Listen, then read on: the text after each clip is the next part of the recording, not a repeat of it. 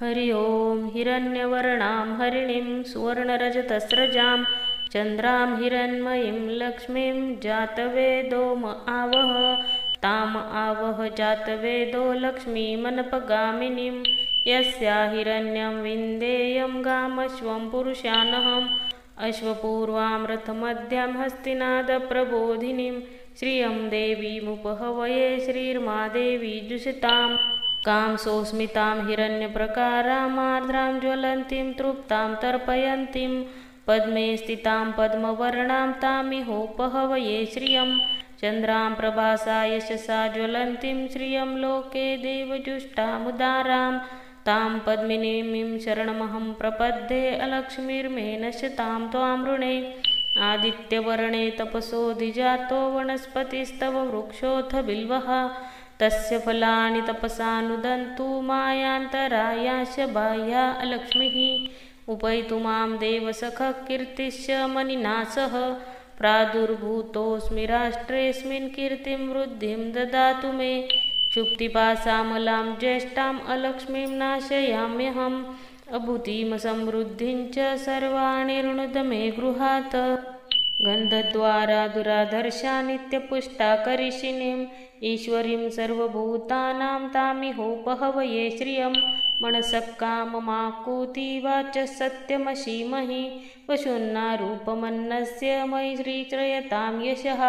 कर्दमेन प्रजा भूता मयि सम्भव कर्दम श्रियं वासय मे कुले मातरं पद्ममालिनीम् आपस्रजन्तु स्निग्धानि चिक्लितव्वस मे गृहे निचदेवी मातरं श्रियं वासय मे कुले आद्रा पुष्करिणीं पुष्टिं पिङ्गलां पद्ममालिनीं चन्द्रां हिरण्मयीं लक्ष्मीं जातवेदो आवह आद्रायाकरिणीं यष्टिं सुवर्णां हेममालिनीं सूर्या हिरण्मयीं लक्ष्मीं जातवेदो आवह ताम आवह जातवेदो लक्ष्मीमनपगामिनीं यस्या हिरण्यं प्रभुतं गावो दाशोऽस्मान् विन्देयं पुरुषानहम्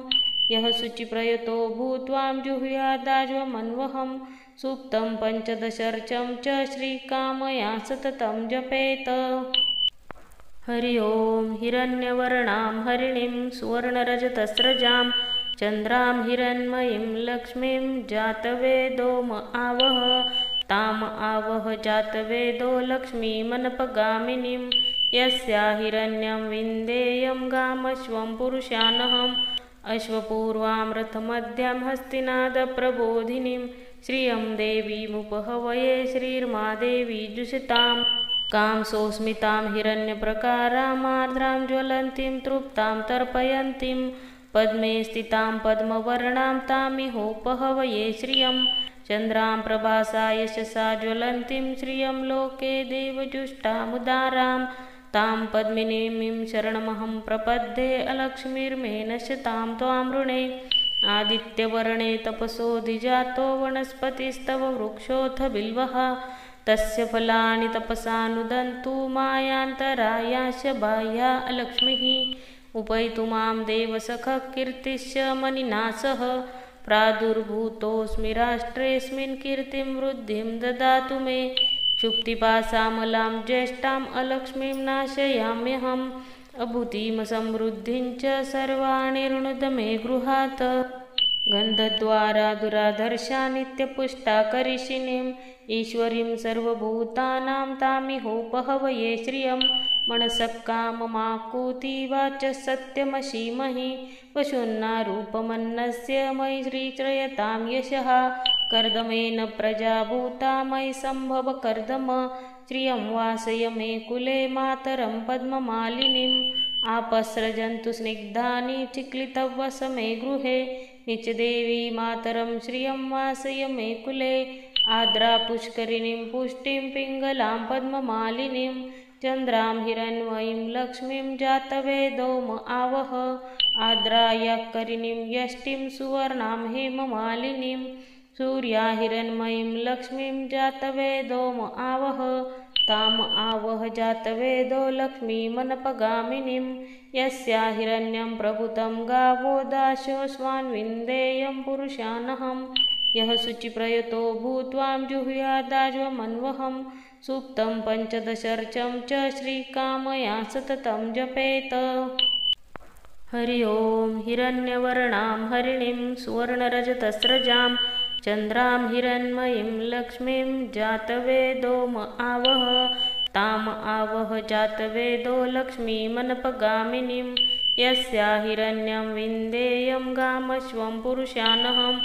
अश्वपूर्वां रथमध्यां हस्तिनादप्रबोधिनीं श्रियं देवीमुपहवये श्रीर्मा देवी जुषताम्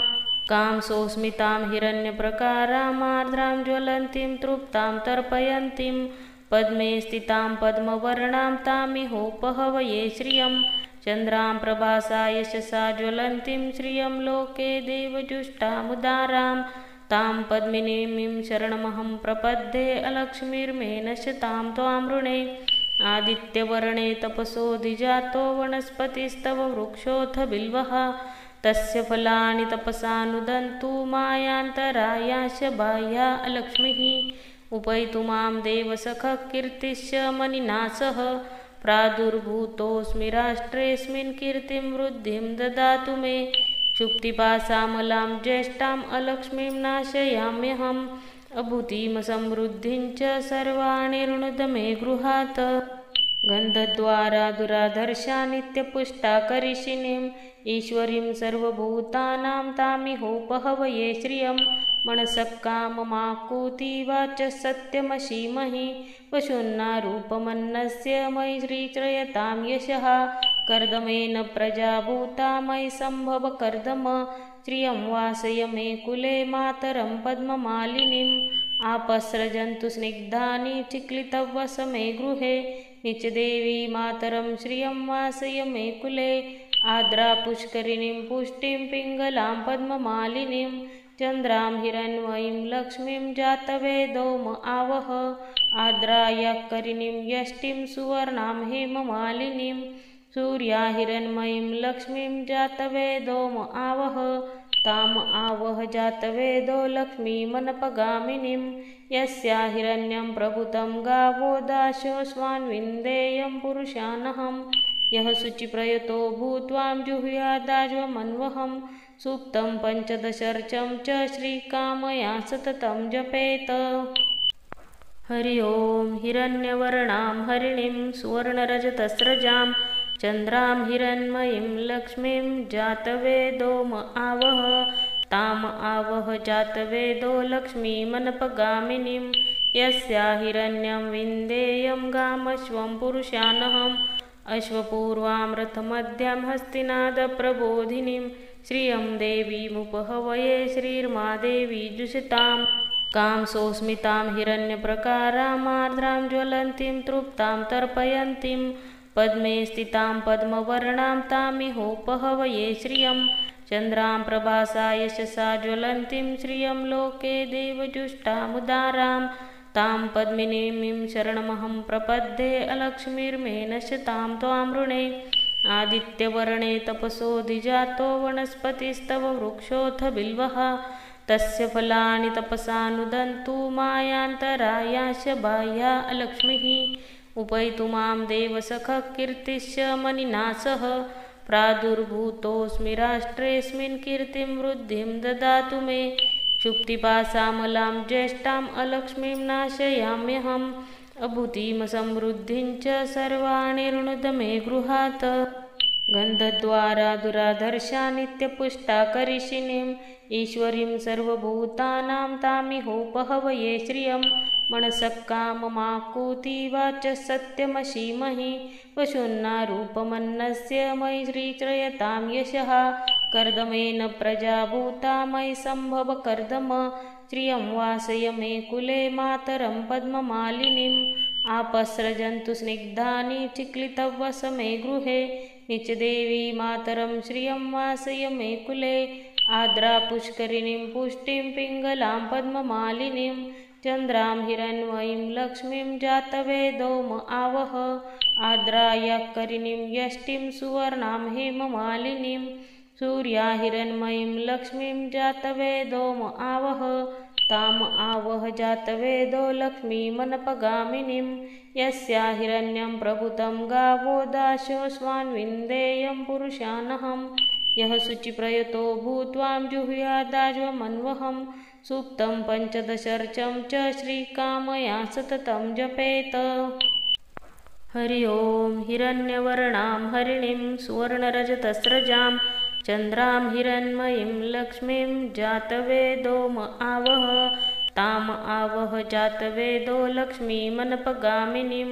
यस्या हिरण्यं विन्देयं गामश्वं पुरुषानहम् अश्वपूर्वां रथमध्यां हस्तिनादप्रबोधिनीं श्रियं देवीमुपहवये श्रीर्मादेवी जुषताम् कामसोऽस्मितां हिरण्यप्रकारामार्द्रां ज्वलन्तीं तृप्तां तर्पयन्तीं पद्मे स्थितां पद्मवर्णां तामिहोपहवये श्रियं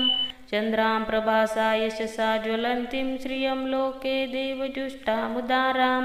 तां पद्मिनीं शरणमहं प्रपद्ये अलक्ष्मीर्मे नश्यतां त्वां वृणे आदित्यवर्णे तपसोऽधिजातो वनस्पतिस्तव वृक्षोऽथ बिल्वः तस्य फलानि तपसानुदन्तु मायान्तरायाश्च बाह्या अलक्ष्मीः उपैतु मां देवसखः कीर्तिश्च मनिनासः प्रादुर्भूतोऽस्मि राष्ट्रेऽस्मिन् कीर्तिं वृद्धिं ददातु मे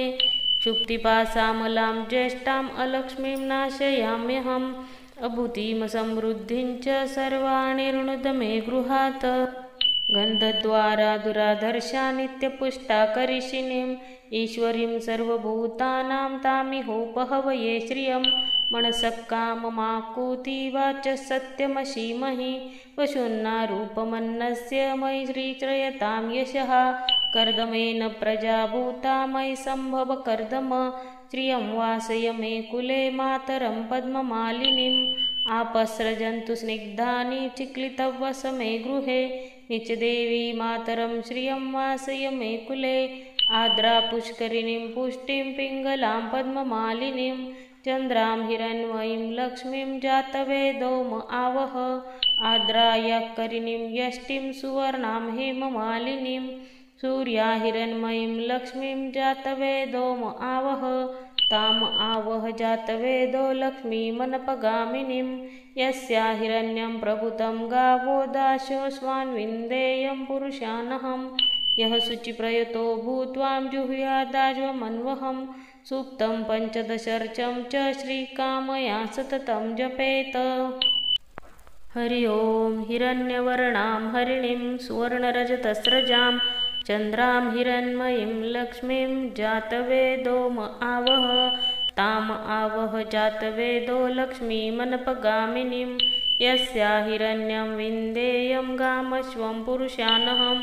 अश्वपूर्वां रथमध्यां हस्तिनादप्रबोधिनीं श्रियं देवीमुपहवये श्रीर्मादेवी जुषताम्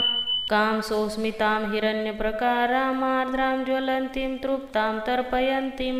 पद्मे स्थितां पद्मवर्णां तामिहोपहवये श्रियं चन्द्रां प्रभासा यशसा ज्वलन्तीं श्रियं लोके देवजुष्टामुदारां तां पद्मिनीं शरणमहं प्रपद्ये अलक्ष्मीर्मे नश्यतां त्वां वृणे आदित्यवर्णे तपसोऽधिजातो वनस्पतिस्तव वृक्षोऽथ बिल्वः तस्य फलानि तपसानुदन्तु मायान्तरायाश्च बाह्या अलक्ष्मीः उपैतु मां देवसखः कीर्तिश्च मनिनासः प्रादुर्भूतोऽस्मि राष्ट्रेऽस्मिन् कीर्तिं वृद्धिं ददातु मे क्षुप्तिपासामलां ज्येष्ठाम् अलक्ष्मीं नाशयाम्यहम्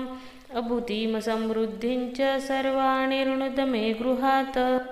गन्धद्वारा दुराधर्षा नित्यपुष्टा करिषिणीम् ईश्वरीं सर्वभूतानां तामिहोपहवये श्रियं मनसः काममाकुति वाचः सत्यमशीमहि वशुन्नारूपमन्नस्य मयि श्रीचयतां यशः कर्दमेन प्रजा भूता मयि सम्भव कर्दम श्रियं वासय मे कुले मातरं पद्ममालिनीम् आपस्रजन्तु स्निग्धानि चिक्लितव्वस मे गृहे निचदेवी मातरं श्रियं वासय मे कुले आद्रा पुष्करिणीं पुष्टिं पिङ्गलां पद्ममालिनीं चन्द्रां हिरण्मयीं लक्ष्मीं जातवेदो आवह आद्रायाकरिणीं यष्टिं सुवर्णां हेममालिनीं सूर्या हिरण्मयीं लक्ष्मीं जातवेदोम आवह ताम आवह जातवेदो लक्ष्मीमनपगामिनीं यस्या हिरण्यं प्रभुतं गावो दाशोऽस्वान्विन्देयं पुरुषानहं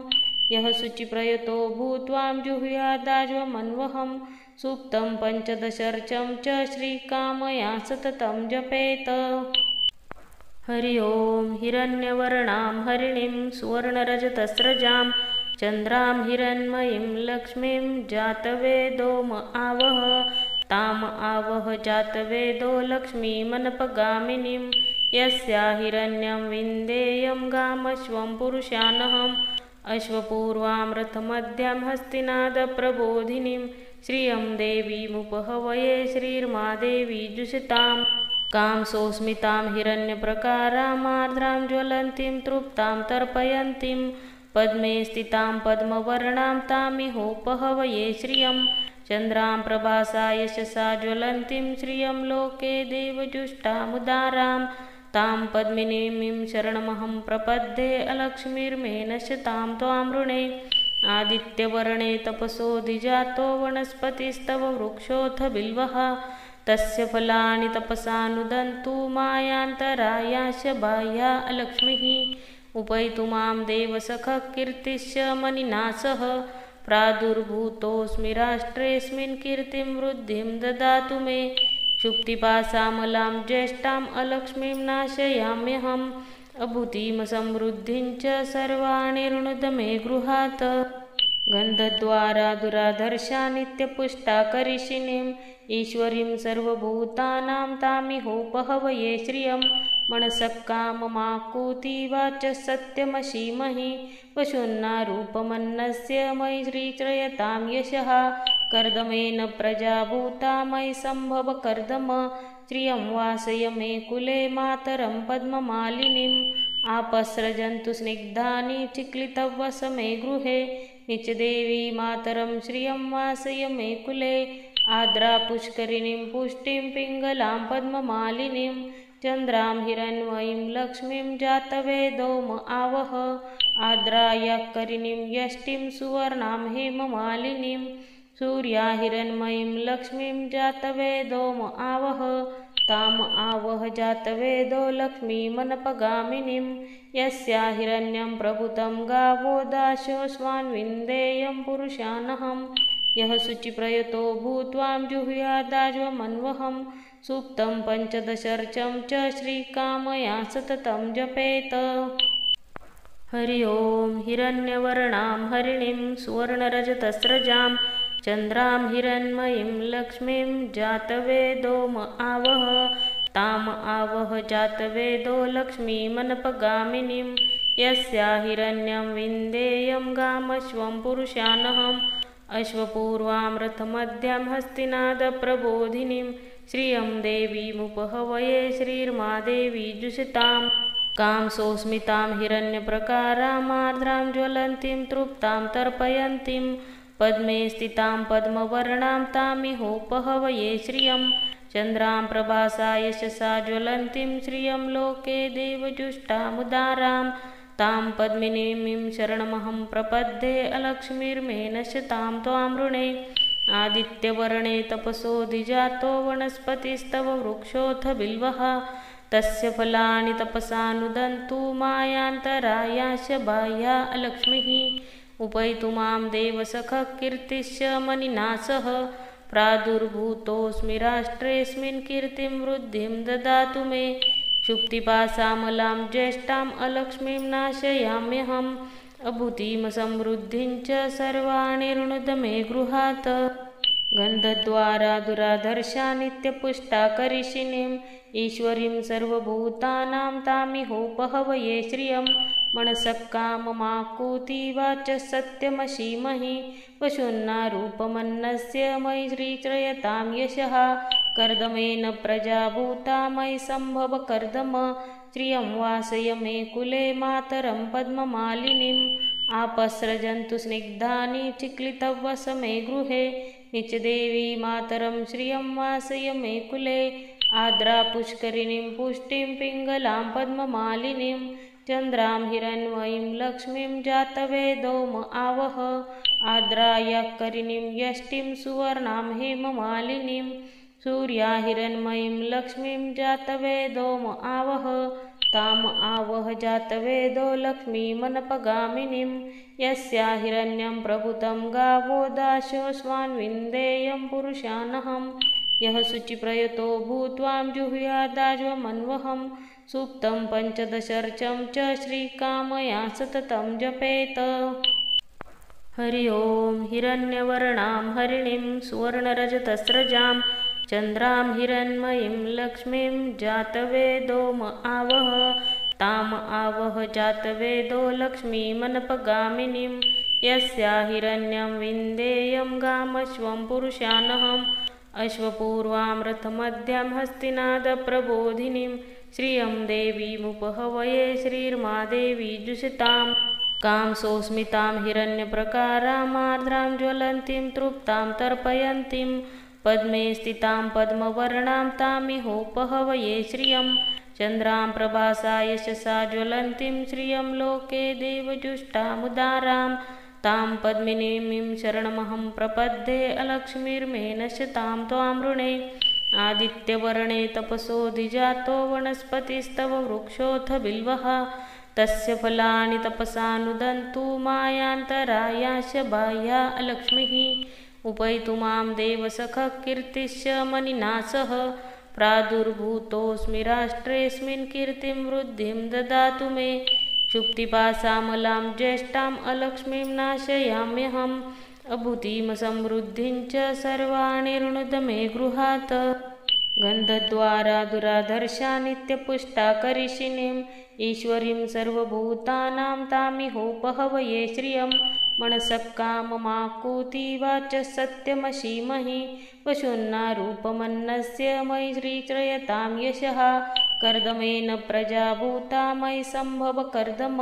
श्रियं वासय मे कुले मातरं पद्ममालिनीम् आपस्रजन्तु स्निग्धानि चिक्लितव्वस मे गृहे निचदेवी मातरं श्रियं वासय मे कुले आद्रा पुष्करिणीं पुष्टिं पिङ्गलां पद्ममालिनीं चन्द्रां हिरण्मयीं लक्ष्मीं जातवेदो म आवह आद्रायाकरिणीं यष्टिं सुवर्णां हेममालिनीं सूर्या हिरण्मयीं लक्ष्मीं जातवेदो म आवह ताम आवह जातवेदो लक्ष्मीमनपगामिनीं यस्या हिरण्यं प्रभुतं गावो दाशोऽस्वान्विन्देयं पुरुषानहं यः शुचिप्रयतो भूत्वां जुहुयादाज्वमन्वहं सुप्तं पञ्चदशर्चं च श्रीकामया सततं जपेत। हरि ओं हिरण्यवर्णां हरिणीं सुवर्णरजतस्रजां चन्द्रां हिरण्मयीं लक्ष्मीं जातवेदो म आवह ताम आवह जातवेदो लक्ष्मीमनपगामिनीं यस्या हिरण्यं विन्देयं गामश्वं पुरुषानहम् अश्वपूर्वां रथमध्यां हस्तिनादप्रबोधिनीं श्रियं देवीमुपहवये श्रीर्मादेवी जुषताम् कांसोऽस्मितां हिरण्यप्रकारामार्द्रां ज्वलन्तीं तृप्तां तर्पयन्तीं पद्मे स्थितां पद्मवर्णां तामिहोपहवये श्रियं चन्द्रां प्रभासा यशसा ज्वलन्तीं श्रियं लोके देवजुष्टामुदारां तां पद्मिनीं शरणमहं प्रपद्ये अलक्ष्मीर्मे नश्यतां त्वामृणे आदित्यवर्णे तपसोऽधिजातो वनस्पतिस्तव वृक्षोऽथ बिल्वः तस्य फलानि तपसानुदन्तु मायान्तरायाश बाह्या अलक्ष्मीः उपैतु मां देवसखः कीर्तिश्च मनिनासः प्रादुर्भूतोऽस्मि राष्ट्रेऽस्मिन् कीर्तिं वृद्धिं ददातु मे क्षुप्तिपाशामलां ज्येष्ठाम् अलक्ष्मीं नाशयाम्यहम् अभूतिमसमृद्धिं च सर्वाणि ऋणुद मे गृहात् गन्धद्वारा दुराधर्षा नित्यपुष्टा करिषिणीं ईश्वरीं सर्वभूतानां तामिहोपहवये श्रियं मनसः काममाकुति वाचः सत्यमशीमहि वशुन्नारूपमन्नस्य मयि श्रीचयतां यशः कर्दमेन प्रजा भूता मयि सम्भव कर्दम श्रियं वासय मे कुले मातरं पद्ममालिनीम् आपस्रजन्तु स्निग्धानि चिक्लितव्वसमे गृहे निचदेवी मातरं श्रियं वासय मे कुले आद्रा पुष्करिणीं पुष्टिं पिङ्गलां पद्ममालिनीं चन्द्रां हिरण्मयीं लक्ष्मीं जातवेदोम आवह आद्रायाकरिणीं यष्टिं सुवर्णां हेममालिनीं सूर्या हिरण्मयीं लक्ष्मीं जातवेदोम आवह ताम आवह जातवेदो लक्ष्मीमनपगामिनीं यस्या हिरण्यं प्रभुतं गावो दाशोऽश्वान्विन्देयं पुरुषानहं यः शुचिप्रयतो भूत्वां जुहुयादाज्वमन्वहं सूक्तं पञ्चदशर्चं च श्रीकामया सततं जपेत। हरि ओं हिरण्यवर्णां हरिणीं सुवर्णरजतस्रजां चन्द्रां हिरण्मयीं लक्ष्मीं जातवेदोम आवह ताम आवह जातवेदो लक्ष्मीमनपगामिनीं यस्या हिरण्यं विन्देयं गामश्वं पुरुषानहम् अश्वपूर्वां रथमध्यां हस्तिनादप्रबोधिनीं श्रियं देवीमुपहवये श्रीर्मादेवी जुषतां कांसोऽस्मितां हिरण्यप्रकारामार्द्रां ज्वलन्तीं तृप्तां तर्पयन्तीं पद्मे स्थितां पद्मवर्णां तामिहोपहवये श्रियं चन्द्रां प्रभासा यशसा ज्वलन्तीं श्रियं लोके देवजुष्टामुदारां तां पद्मिनीं शरणमहं प्रपद्ये अलक्ष्मीर्मे नश्यतां त्वामृणे आदित्यवर्णे तपसोऽधिजातो वनस्पतिस्तव वृक्षोऽथ बिल्वः तस्य फलानि तपसानुदन्तु मायान्तरायाश्च बाह्या अलक्ष्मीः उपैतु मां देवसखः कीर्तिश्च मनिनासः प्रादुर्भूतोऽस्मि राष्ट्रेऽस्मिन् कीर्तिं वृद्धिं ददातु मे क्षुप्तिपासामलां ज्येष्ठाम् अलक्ष्मीं नाशयाम्यहम् अभूतिमसमृद्धिं च सर्वाणि ऋणुद मे गृहात् गन्धद्वारा दुराधर्षा नित्यपुष्टा करिषिणीं ईश्वरीं सर्वभूतानां तामिहोपहवये श्रियं मनसः काममाकुति वाचः सत्यमशीमहि वशुन्नारूपमन्नस्य मयि श्रीचयतां यशः कर्दमेन प्रजाभूता मयि सम्भव कर्दम श्रियं वासय मे कुले मातरं पद्ममालिनीम् आपस्रजन्तु स्निग्धानि चिक्लितव्वसमे गृहे निचदेवी मातरं श्रियं वासय मे कुले आद्रा पुष्करिणीं पुष्टिं पिङ्गलां पद्ममालिनीं चन्द्रां हिरण्मयीं लक्ष्मीं जातवेदोम आवह आद्रायाकरिणीं यष्टिं सुवर्णां हेममालिनीं सूर्या हिरण्मयीं लक्ष्मीं जातवेदोम आवह ताम आवह जातवेदो लक्ष्मीमनपगामिनीं यस्या हिरण्यं प्रभुतं गावो दाशोऽश्वान्विन्देयं पुरुषानहं यः शुचिप्रयतो भूत्वां जुहुयादाज्वमन्वहं सूक्तं पञ्चदशर्चं च श्रीकामया सततं जपेत। हरि ओं हिरण्यवर्णां हरिणीं सुवर्णरजतस्रजां चन्द्रां हिरण्मयीं लक्ष्मीं जातवेदोम आवह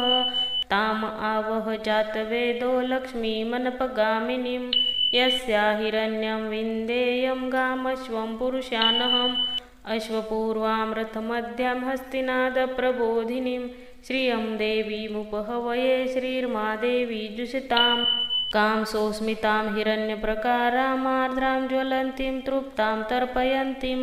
पद्मे स्थितां पद्मवर्णां तामिहोपहवये श्रियं चन्द्रां प्रभासा यशसा ज्वलन्तीं श्रियं लोके देवजुष्टामुदारां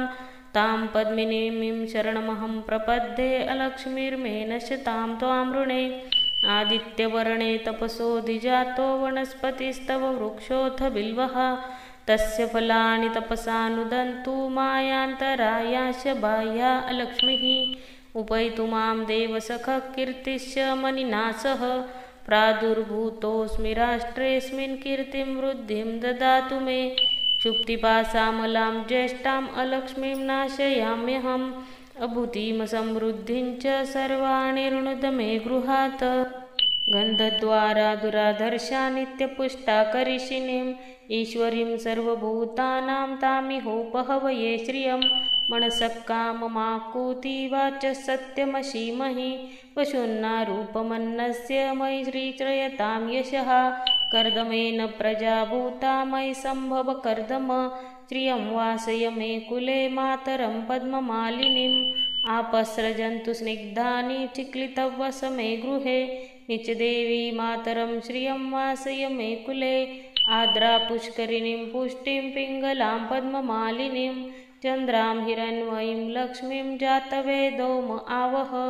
आद्रायाकरिणीं यष्टिं सुवर्णां हेममालिनीं सूर्या हिरण्मयीं लक्ष्मीं जातवेदोम आवह ताम आवह जातवेदो लक्ष्मीमनपगामिनीं यस्या हिरण्यं प्रभुतं गावो दाशोऽश्वान्विन्देयं पुरुषानहं यः शुचिप्रयतो भूत्वां जुहुयादाज्वमन्वहं सूक्तं पञ्चदशर्चं च श्रीकामया सततं जपेत। हरि ओं हिरण्यवर्णां हरिणीं सुवर्णरजतस्रजां चन्द्रां हिरण्मयीं लक्ष्मीं जातवेदोम आवह ताम आवह जातवेदो लक्ष्मीमनपगामिनीं यस्या हिरण्यं विन्देयं गामश्वं पुरुषानहम् अश्वपूर्वां रथमध्यां हस्तिनादप्रबोधिनीं श्रियं देवीमुपहवये श्रीर्मादेवी जुषताम् कांसोऽस्मितां हिरण्यप्रकारामार्द्रां ज्वलन्तीं तृप्तां तर्पयन्तीं पद्मे स्थितां पद्मवर्णां तामिहोपहवये श्रियं चन्द्रां प्रभासा यशसा ज्वलन्तीं श्रियं लोके देवजुष्टामुदारां तां पद्मिनीं शरणमहं प्रपद्ये अलक्ष्मीर्मे नश्यतां त्वामृणे आदित्यवर्णे तपसोऽधिजातो वनस्पतिस्तव वृक्षोऽथ बिल्वः तस्य फलानि तपसानुदन्तु मायान्तरायाश्च बाह्या अलक्ष्मीः उपैतु मां देवसखः कीर्तिश्च मनिनासः प्रादुर्भूतोऽस्मि राष्ट्रेऽस्मिन् कीर्तिं वृद्धिं ददातु मे क्षुप्तिपासामलां ज्येष्ठाम् अलक्ष्मीं नाशयाम्यहम् अभूतिमसमृद्धिं च सर्वाणि ऋणुद मे गृहात् गन्धद्वारा दुराधर्षा नित्यपुष्टा करिषिणीम् ईश्वरीं सर्वभूतानां तामिहोपहवये श्रियं मनसः काममाकूति वाचः सत्यमशीमहि वशुन्नारूपमन्नस्य मयि श्रीचयतां यशः कर्दमेन प्रजाभूता मयि सम्भव कर्दम श्रियं वासय मे कुले मातरं पद्ममालिनीम् आपस्रजन्तु स्निग्धानि चिक्लितव्वस मे गृहे निचदेवी मातरं श्रियं वासय मे कुले आद्रा पुष्करिणीं पुष्टिं पिङ्गलां पद्ममालिनीं चन्द्रां हिरण्मयीं लक्ष्मीं जातवेदोम आवह आद्रायाकरिणीं यष्टिं सुवर्णां हेममालिनीं सूर्या हिरण्मयीं लक्ष्मीं जातवेदोम आवह ताम आवह जातवेदो लक्ष्मीमनपगामिनीं यस्या हिरण्यं प्रभुतं गावो दाशोऽश्वान्विन्देयं पुरुषानहं यः शुचिप्रयतो भूत्वां जुहुयादाज्वमन्वहं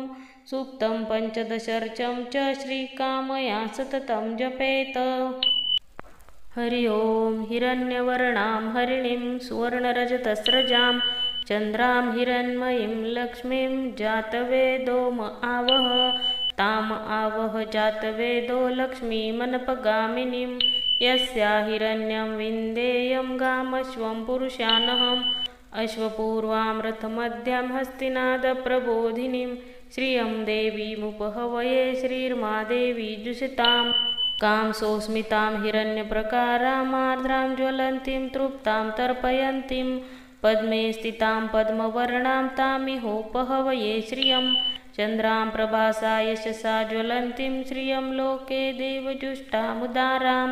तां पद्मिनीं शरणमहं प्रपद्ये अलक्ष्मीर्मे नश्यतां त्वामृणे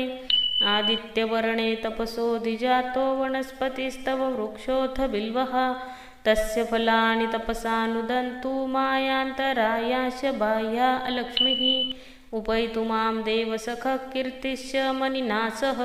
प्रादुर्भूतोऽस्मि राष्ट्रेऽस्मिन् कीर्तिं वृद्धिं ददातु मे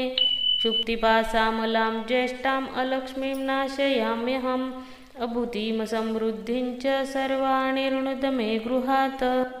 गन्धद्वारा दुराधर्षा नित्यपुष्टा करिषिणीम् ईश्वरीं सर्वभूतानां तामिहोपहवये श्रियं मनसः काममाकूति वाचः सत्यमसीमहि पशून्नारूपमन्नस्य मयि श्रीचयतां यशः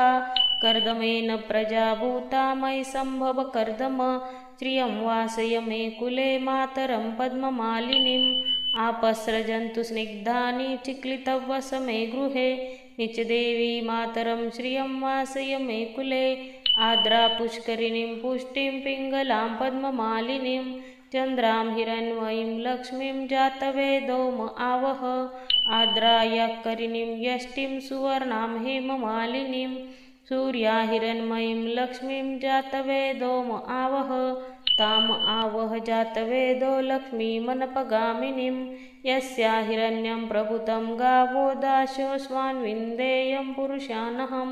यः शुचिप्रयतो भूत्वां जुहुयादाज्वमन्वहं सुप्तं पञ्चदशर्चं च श्रीकामया सततं जपेत। हरि ओं हिरण्यवर्णां हरिणीं सुवर्णरजतस्रजां चन्द्रां हिरण्मयीं लक्ष्मीं जातवेदोम आवह ताम आवह जातवेदो लक्ष्मीमनपगामिनीं यस्या हिरण्यं विन्देयं गामश्वं पुरुषानहम् अश्वपूर्वां रथमध्यं हस्तिनादप्रबोधिनीं श्रियं देवीमुपहवये श्रीर्मादेवी जुषतां कांसोऽस्मितां हिरण्यप्रकारामार्द्रां ज्वलन्तीं तृप्तां तर्पयन्तीं पद्मे स्थितां पद्मवर्णां तामिहोपहवये श्रियं चन्द्रां प्रभासा यशसा ज्वलन्तीं श्रियं लोके देवजुष्टामुदारां तां पद्मिनीं शरणमहं प्रपद्ये अलक्ष्मीर्मे नश्यतां त्वामृणे आदित्यवर्णे तपसोऽधिजातो वनस्पतिस्तव वृक्षोऽथ बिल्वः तस्य फलानि तपसानुदन्तु मायान्तरायाश्च बाह्या अलक्ष्मीः उपैतु मां देवसखः कीर्तिश्च मनिनासः प्रादुर्भूतोऽस्मि राष्ट्रेऽस्मिन् कीर्तिं वृद्धिं ददातु मे क्षुप्तिपासामलां ज्येष्ठाम् अलक्ष्मीं नाशयाम्यहम् अभूतिमसमृद्धिं च सर्वाणि ऋणुद मे गृहात् गन्धद्वारा दुराधर्षा नित्यपुष्टा करिषिणीम् ईश्वरीं सर्वभूतानां तामिहोपहवये श्रियं मनसः काममाकूति वाचः सत्यमसीमहि पशून्नारूपमन्नस्य मयि श्रीचयतां यशः कर्दमेन प्रजाभूता मयि सम्भव कर्दम श्रियं वासय मे कुले मातरं पद्ममालिनीम् आपस्रजन्तु स्निग्धानि चिक्लितव्वस मे गृहे निचदेवी मातरं श्रियं वासय मे कुले आद्रा पुष्करिणीं पुष्टिं पिङ्गलां पद्ममालिनीं चन्द्रां हिरण्मयीं लक्ष्मीं जातवेदोम आवह आद्रायाकरिणीं यष्टिं सुवर्णां हेममालिनीं सूर्या हिरण्मयीं लक्ष्मीं जातवेदोम आवह ताम आवह जातवेदो लक्ष्मीमनपगामिनीं यस्या हिरण्यं प्रभुतं गावो दाशोऽस्वान्विन्देयं पुरुषानहं यः शुचिप्रयतो भूत्वां जुहुयादाज्वमन्वहं सुप्तं पञ्चदशर्चं च श्रीकामया सततं जपेत। हरि ओं हिरण्यवर्णां हरिणीं सुवर्णरजतस्रजां चन्द्रां हिरण्मयीं लक्ष्मीं जातवेदोम आवह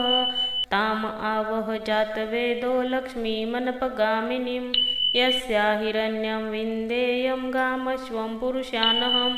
अश्वपूर्वां रथमध्यं हस्तिनादप्रबोधिनीं श्रियं देवीमुपहवये श्रीर्मादेवी जुषतां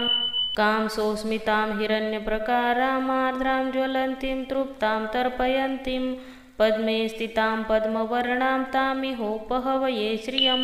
चन्द्रां प्रभासा यशसा ज्वलन्तीं श्रियं लोके देवजुष्टामुदारां तां पद्मिनीं शरणमहं प्रपद्ये अलक्ष्मीर्मे नश्यतां त्वामृणे आदित्यवर्णे तपसोऽधिजातो वनस्पतिस्तव वृक्षोऽथ बिल्वः तस्य फलानि तपसानुदन्तु मायान्तरायाश्च बाह्या अलक्ष्मीः उपैतु मां देवसखः कीर्तिश्च मनिनासः प्रादुर्भूतोऽस्मि राष्ट्रेऽस्मिन् कीर्तिं वृद्धिं ददातु मे क्षुप्तिपासामलां ज्येष्ठाम् अलक्ष्मीं नाशयाम्यहम् अभूतिं समृद्धिं च सर्वाणि ऋणुद मे गृहात् गन्धद्वारा दुराधर्षा नित्यपुष्टा करिषिणीम् ईश्वरीं सर्वभूतानां तामिहोपहवये श्रियं मनसः काममाकुति वाचः सत्यमसीमहि वशुन्नारूपमन्नस्य मयि श्रीचयतां यशः कर्दमेन प्रजाभूता मयि सम्भव कर्दम श्रियं वासय मे कुले मातरं पद्ममालिनीम् आपस्रजन्तु स्निग्धानि चिक्लितव्वस मे गृहे निचदेवी मातरं श्रियं वासय मे कुले आद्रा पुष्करिणीं पुष्टिं पिङ्गलां पद्ममालिनीं चन्द्रां हिरण्मयीं लक्ष्मीं जातवेदोम आवह आद्रायाकरिणीं यष्टिं सुवर्णां हेममालिनीं सूर्या हिरण्मयीं लक्ष्मीं जातवेदोम आवह ताम आवह जातवेदो लक्ष्मीमनपगामिनीं यस्या हिरण्यं प्रभुतं गावो दाशो स्वान्विन्देयं पुरुषानहं यः शुचिप्रयतो भूत्वां जुहुयादाज्वमन्वहं सुप्तं पञ्चदशर्चं च श्रीकामया सततं जपेत।